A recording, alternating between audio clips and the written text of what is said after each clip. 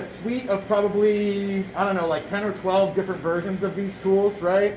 Realistically, I basically only use these two. This is what I call a paracord. A lot of people will just call this a large loop tool. This is just a regular loop tool. Mine's got kind of a fancy end over here. Usually they're just kind of a round end and a square end, right? All these are is, they're almost like the clay version of wood turning tools, right? They've got a blade on them, and all we're doing is sort of reductive design when we're working with them, right? So if I'm gonna trim, I usually just keep these two around. Like I said, there's a million kinds. There's like some really nice Japanese ones that are just like straight blade with a sideways sort of cut into it. That's kind of just like a sharp knife that you trim with. So those are what you're gonna need, and then let me grab us our actual pot for trimming. So you guys can see the difference of a pot that's roughly ready to trim and then one that's gone too far, right?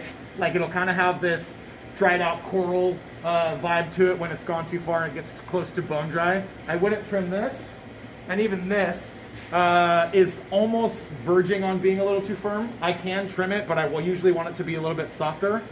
What you're aiming for is you want it to be the lip to not be pliable anymore, but the bottom to still be carvable, if that makes sense, right? If this is really wiggly, like I have one right here, you can see if I try to, it changes shape quite easily. This is not ready to trim yet, right? So this is what I would call like a very soft leather hard. Definitely not there yet. So I want the rim on this one to dry out a bit before I actually trim it. Otherwise, I'll distort the rim so bad in trying to seal it onto the wheel head that I won't mess everything up, right? Whereas this one, it might have like a smidge of flex, but it's more likely that if I put pressure here, it'll crack, right? Which means it's probably closer to the right consistency for trimming, right? I should be able to kind of like gouge out clay pretty easily. So the first thing we got to do, we got to figure out some way to get this attached to the very middle of the wheel, right? So the way we usually do that is with a couple of lugs of just whatever clay body you're using, right? We're using the speckled brownstone. So what I'm going to do is I'm going to roll this out into basically just a couple lugs. This isn't super important how big these are, right? What I need to do is I need to find the very center of my wheel. So one sort of cheater way to do that is once this is spinning, what I do is I take a wet finger and I kind of put some registration marks into it so that I can tell where I'm getting close to the very center, right? If you do this on the actual wheel head instead of a bat, it has concentric rings in it, right? One thing I want you to be careful of though is I do not want anyone to trim on a wheel head that has these little pins in it. It's relatively likely you're going to clip your tools on them and gouge into your pot. Also, like it's real easy to forget they're there. Put your hands down and clobber yourself, right? If you have these pins in it, I do not want you to trim on the wheel head. Most of them do come off. Some of them have, what are they called? These little butterfly, yeah, wing nuts. There we go. It's like it's some kind of butterfly nut. No, they have them on the bottom. So if you want to take them off, you can. Like this one's pretty easy.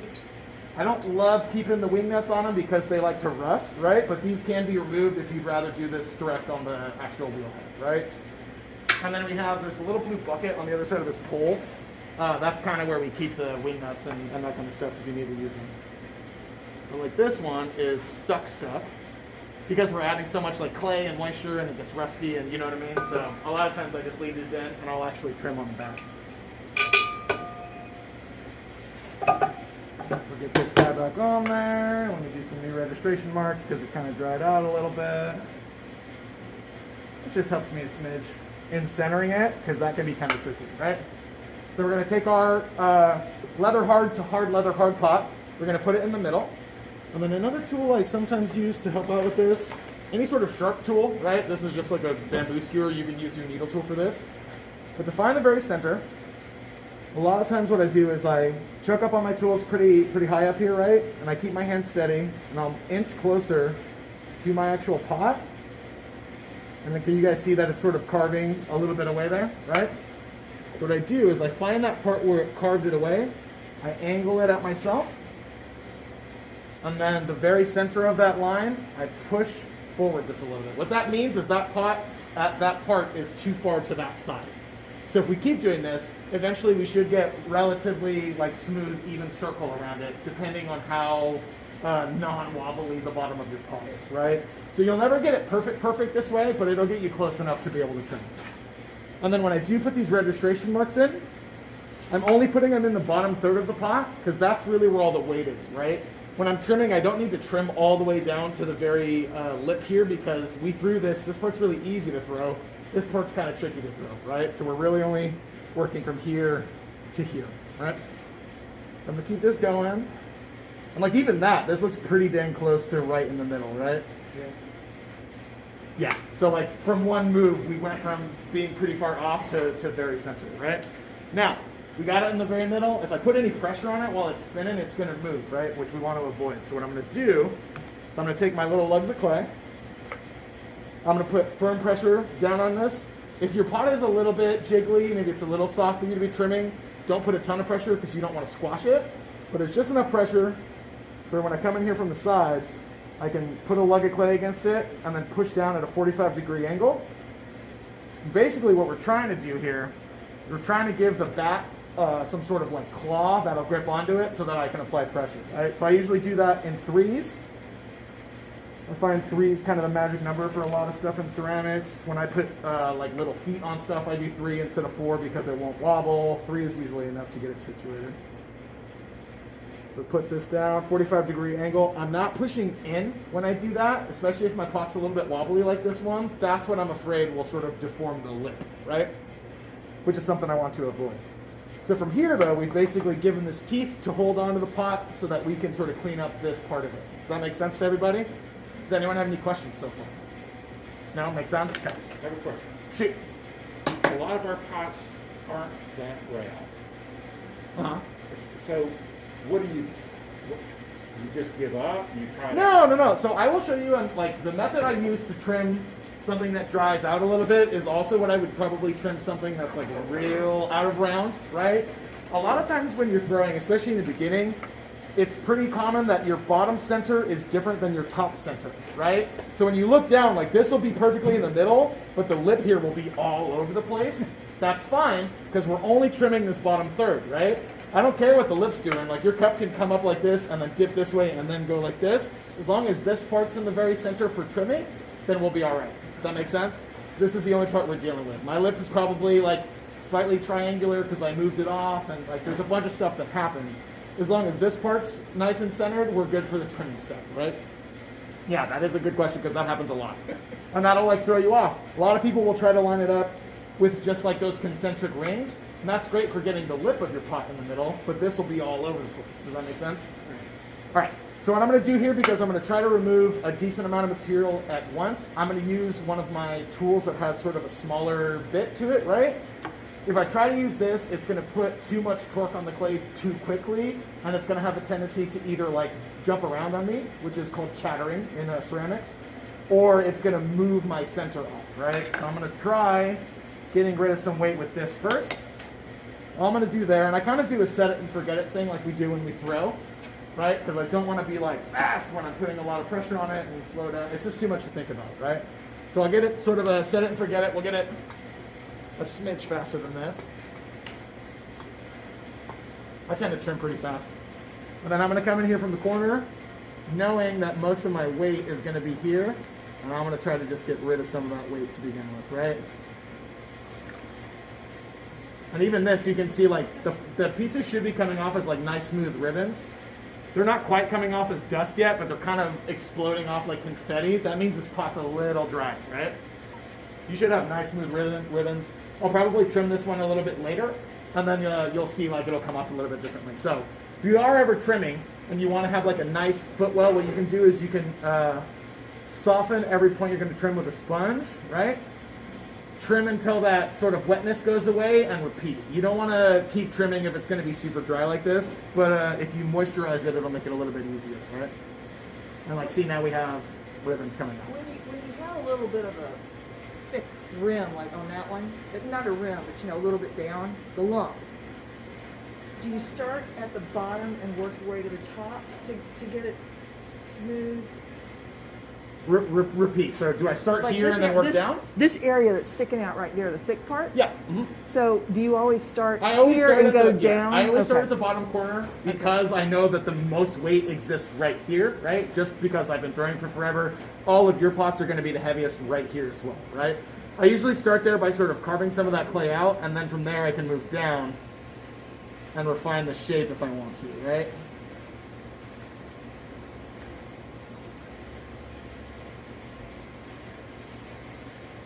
And you can see like it starts to get a little more wobbly as we get towards the sort of middle area here, right?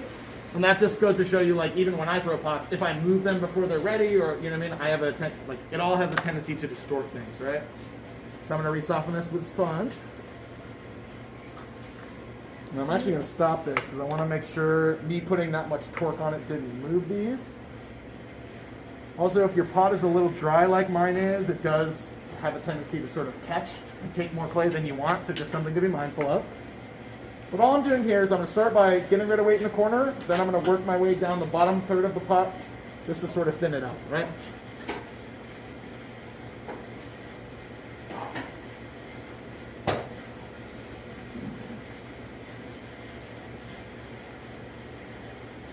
Roughly there looks good. And then also every once in a while I'll take a step back, see what your profile looks like that looks nice and straight, but maybe, I don't know, what I would consider like that kind of classic coffee cup shape where it's sort of V's like this, right? So from there, I basically use this as a tool to, I don't know if you guys can see, it's got kind of those same tree rings that it had when I was throwing, but from trimming. This is a good tool for getting rid of those because it has so much surface area, it helps even those out, right? So we'll get this going. Is it better to use a pointy end down? What's that? The pointy end Doesn't down? really matter. No, they should be sharp on both sides, so it's not the end of the world. But then I don't know if you guys could hear that kind of that was going on. If you look really closely here, that's the sound that your tools make when they skip on the surface of something. So it's hard to tell, but there are like probably a million little like lines in here. That's that chattering we talked about. That happens more when your pot is a little bit too dry, right? So just things to be mindful of. And it's very tricky to catch your pot at the exact right time. So like this one I threw last week and I covered it really, really well in plastic and I just left it for a week and it's now a little bit too dry, right? So really what I like to do is do that, right? Cover it in plastic really well, spray it down if I know I'm not gonna touch it for like a week, right? And then after 3 days I'll come and I'll check it. And if I'm here, I let it dry out a little bit while I'm watching it. Does that make sense? It's hard to sort of guesstimate, like, all right, in 6 days I'm going to have time to come in and trim this. I need to get it to the perfect consistency. You're not going to be able to do it, right? It's like damn near impossible because there's a heater going, it's cold outside, the humidity is different in here than it was last week. There's a million factors. What I recommend doing is keep it as wet as possible when you're not here, let it dry out while you're here and can go check on it. Does that make sense? So I'm going to do maybe one more round of just touching up the side here. Let's get this going a bit faster.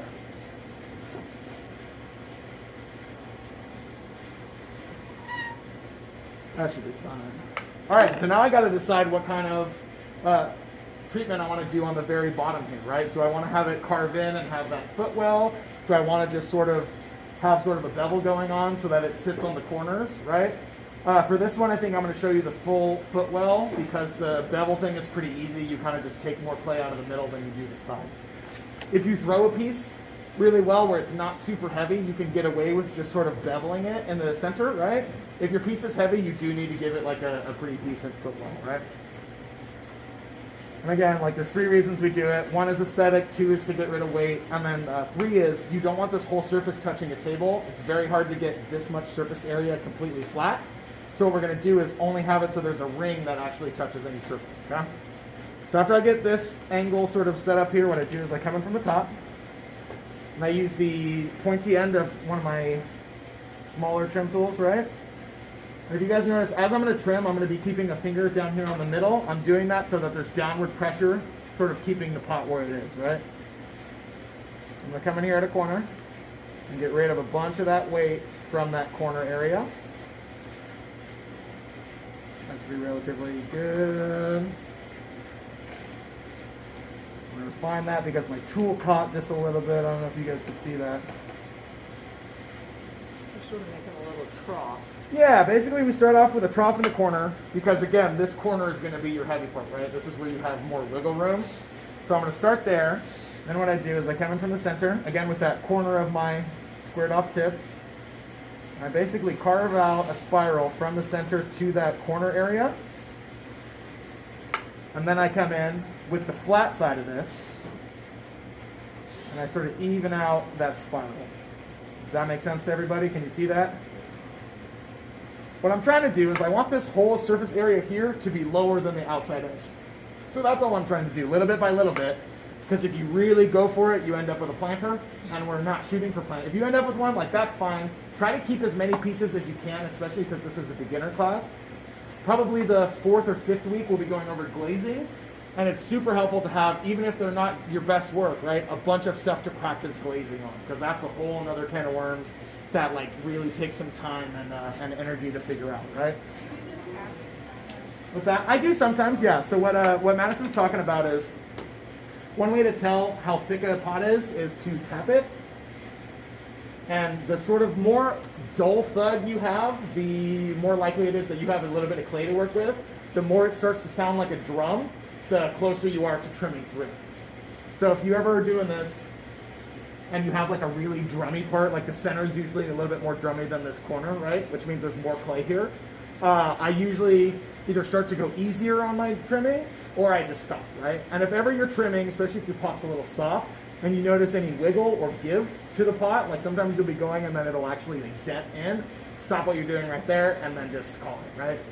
Like that bottom of that pot might be like slightly uglier than you were shooting for, but at least it's not a planter on accident. You know what I mean?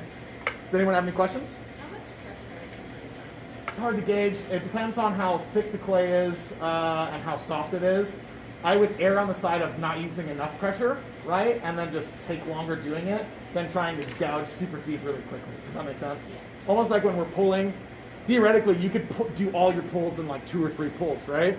For us, until we kind of figure out what power is the right power, I'd rather you take 20 pulls to get it to height than 2 and rip it in half. Does that make sense? Okay. And so this is usually the part where I fuss with it for like a little bit longer than I need to, trying to really refine what shape I want. So I'm going to keep doing that thing where I carve in from the middle, creating that spiral out towards the edge. And then I'm going to come in and flatten out that spiral that I made. And again, you can see like how the pieces are coming off of this. This piece is a little dry for this, so it makes it a little sketchier. So I'm being a little bit more dainty with my pressure on this one because it does have a tendency to catch and take way more clay than I anticipated, right? So every once in a while too, what happens a lot of the time when you're doing this is you'll think like, oh, I've trimmed a bunch from the middle, it's gotta be way lower than the outside. What I'll do is I'll put my tool like this. You can see like my middle's actually higher. So I have to keep trimming down until that is lower than my edge here. Otherwise I'll have a pot that kind of does this. You know what I mean? Which is not what we're shooting for. So just something to be mindful of.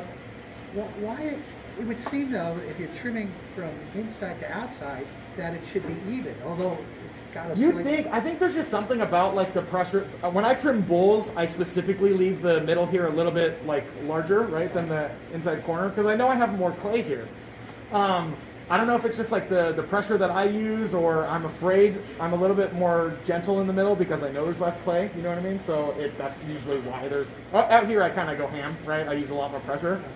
So that's most likely why the middle stays a little bit thicker, which is fine. You're using the corner right now? Yeah, so the way I trim usually is I use the corner because it's less pressure, right? It's a smaller point to gouge out a bunch of clay, and then I use the flat to flatten it. Does that make sense? That makes it a little bit easier for me, and also I'm using much less pressure the whole way through.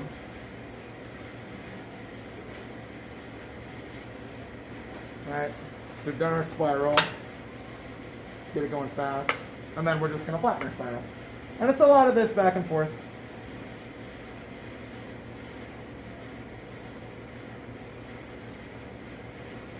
And then after every couple, we'll do our little drum test.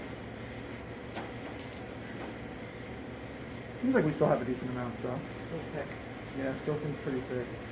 I mean, but that's another thing too, is like, usually before I start trimming, I'll take a pot off and really feel where it starts to get thick so that I know what sections I can sort of go a little harder on, right? Like this one's thin all the way through.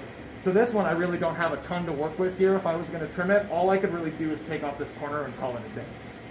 Whereas like something like this, if I feel down, I know I have, my corner's probably like a ½ inch thick, so I know I have a little bit of wiggle room there. So I'm just going to keep trying to get this center point down a little bit further. And again, I'd rather err on the side of caution. I'd rather have a pot that feels slightly, I don't know, not even heavy at this point, right? But just more substantial, we'll say, right? That's like the nice way to say heavy. I'd rather have that than have a pot where I trimmed through and I just wasted the last 15 minutes. Does that make sense? I'm going to do that. I'm going to carve out a smidge more clay out of the corner here, just to really make this line look nice. Do the same thing here. Maybe go one more round up the side here.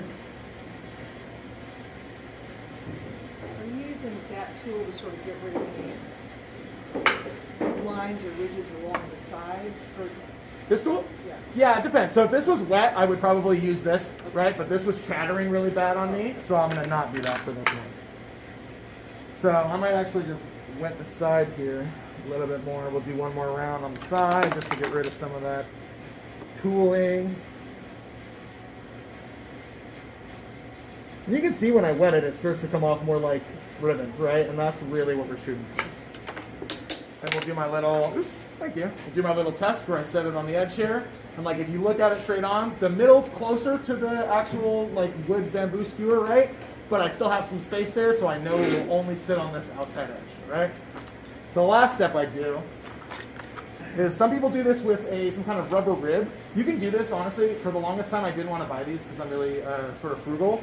So I would just go to the dollar store and I would find rubber spatulas and then take off the spatula head, and it's made out of the same material. So like that's a sort of quick and dirty way to get the same thing, right?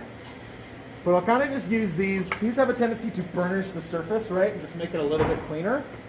So I'll do that sometimes, especially on the inside here. It's good to help sort of get rid of those last little trimming lines.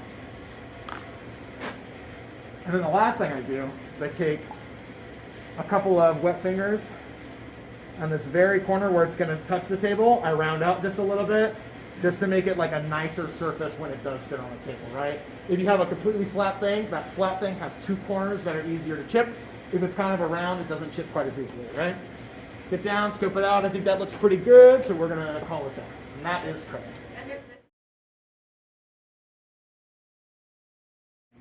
All right, so what I'm going to go over real quick is what I do if I have a couple pieces like these, right, that I didn't quite get to before they were bone dry. So this is why the first day when we were going over tools that you should absolutely have because they'll come with a beginner tool set, and then here's tools I recommend you buy on your own. One of those tools was one of these drywall wraps, right? So you can do this part on a table with one of these banding wheels. You could realistically just like do it on the table with nothing. I find it's easier if one of these things spins, right? So what I usually do is I'll take it, and this is thrown relatively well, right? So there's not a ton of thickness, but this bottom corner is kind of sharp and gross.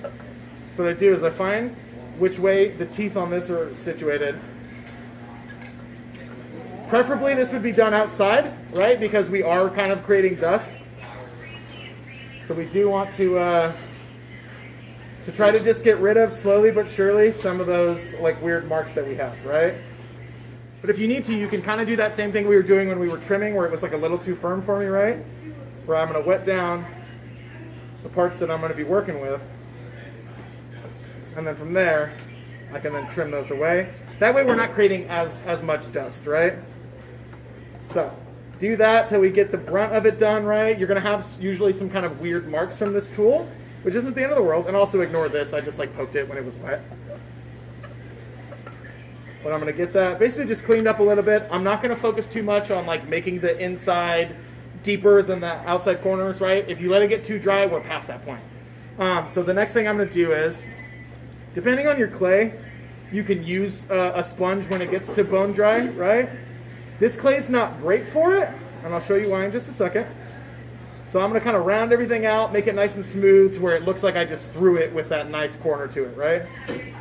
If you guys come up here and feel, or you can actually see in the video probably too, clays that have grog in them. Grog's like basically little bits of sand and stuff like that live in clay for it adds stability to it. If you use a sponge on a clay that has grog when it's bone dry, all that grog comes to the surface, and so it'll be like smooth, smooth, smooth, smooth, and then this feels like a pumice stone, right? I try not to use the sponge at bone dry with this kind of clay body, so I'll actually show you what I usually do. I actually kind of do this on almost every piece that I make, but there's a step after I'm done, it's been trimmed, like even these I will do this step with, right? Where there's going to be some kind of little inconsistencies there, like whether that's where I carved my name and there's like goobers there, right? Whether that's just like little things that are applying right here. I come in and I use a Scotch-Brite pad. We have a bunch of these in that back left corner, right? If you're going to use them, you got to use them outside. I'm going to do this here for demonstration's sake, right? But I come in and I kind of just do like a final check over. Think of this as like a quality control check, right? To see if there's anything I really need to address before this goes in the kiln, because once it goes through the kiln, it's much harder to change anything, right? At this step, right, I've got a bunch of scratches here. I can use this Scotch-Brite pad to basically sand away those scratches so that they're not there in my final product, right? I do this with like legitimately every single one of my pieces. It's a step that a lot of people forget about, but it really can yield you from having a sort of mediocre piece to a piece that's like really well intentioned. Does that make sense? You're saying you would or would not use it on the... I will. I do this on every piece that I do. Yep, because when it's bone dry. when it's bone dry. Okay. Yeah, I come in with some kind of Scotch-Brite pad just to make sure that everything's the way I want it. I do a quality control check at bone dry. I do one at bisque before I glaze, and then I do one after the glaze firing, right? Because at any point, if there's something inherently really wrong with that piece, I don't want to put the next 14 steps into it if it's not worth it. You know what I mean? And so I'm just going to come in here and sort of soften everything. I did a lot of the brunt work with this tool, right, where it got rid of a lot of that weight. But this will kind of just soften it all. And this also won't bring any of that grog to the surface. Oftentimes, too, it actually kind of fixes that problem, right? And then after this, I'll then like feel it to make sure it's not cold, right? If you touch it to your arm or especially to your face and it's cold, that means there's moisture there, which means it's not ready for the bisque firing yet, right? So one thing to make sure, we'll clean all these out. Make sure this looks nice and smooth all the way through. This is usually where I sign my pieces at bone dry, right? So I'll come in here. You can use a ballpoint pen. You can use a tungsten scribe tool. You can sort of use whatever. I like a ballpoint pen at bone dry because I can clean it up really easily, right? And then from here, I would then put this onto the student greenware cart, and then we will fire it, and it will be bisque fired, okay?